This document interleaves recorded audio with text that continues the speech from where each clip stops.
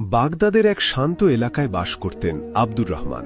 তিনি ছিলেন একজন সৎ এবং নিষ্ঠাবান আতর ব্যবসায়ী। তার ছোট দোকানটি ছিল সততা আস্থার এক প্রতীক। দূর দূরান্ত থেকে মানুষ তার কাছে আসত খাঁটি আতরের জন্য, কারণ সবাই জানত আব্দুর রহমান কখনো কাউকে ঠকান না। তার স্ত্রী আমিনা ছিলেন একজন পরহেজগার ও গুণবতী নারী। তাদের দুই সন্তান, বড় ছেলে ইউসুফ এবং ছোট মেয়ে ফাতিমা।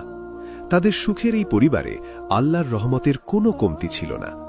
প্রতিদিনের মতো সেদিনও আব্দুর রহমান ফজরের নামাজ আদায় করে তার দোকানে গেলেন, কিন্তু আজকের সকালটা যেন অন্যরকম ছিল।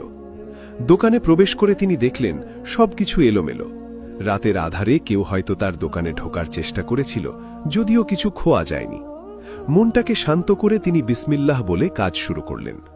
দুপুরের দিকে শহরের সবচেয়ে প্রভাবশালী এবং ধনী ব্যবসায়ী হাশেম তার দোকানে এলেন। হাশেমের আগমনে আব্দুর রহমানের বুকের ভেতরটা অজানা কারণে কেঁপে উঠল।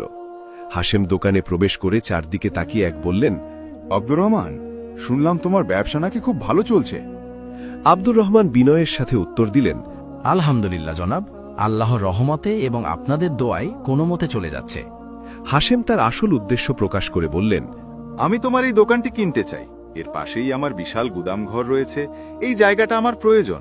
তুমি যত দাম চাও আমি দিতে রাজি আছি। আব্দুর রহমানের মাথায় যেন আকাশ ভেঙে পড়ল।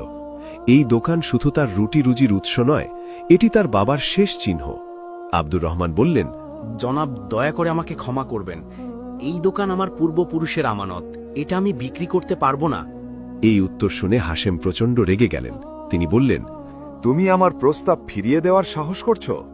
তুমি জানো আমি কে? আমি যা চাই তা আমি নিয়েই ছাড়ি। ভালোয় ভালোয় রাজি হয়ে যাও, নইলে এমন পরিণতি হবে যা তুমি কল্পনাও করতে পারবে না। আব্দুর রহমান শান্তভাবে বললেন, আমার রিজিকের মালিক আল্লাহ, আমি তার উপরই ভরসা রাখি। হাশেম রাগে গেলেন, কিন্তু যাওয়ার আগে হুমকি দিয়ে গেলেন, তোমাকে এর ফল ভোগ করতে হবে আব্দুর রহমান, খুব শীঘ্রই। সেই রাত থেকেই শুরু হল আব্দুর রহমানের জীবনের সবচেয়ে কঠিন পরীক্ষা। গভীর রাতে একদল মুখোশধারী লোক তার দোকানে হামলা করল।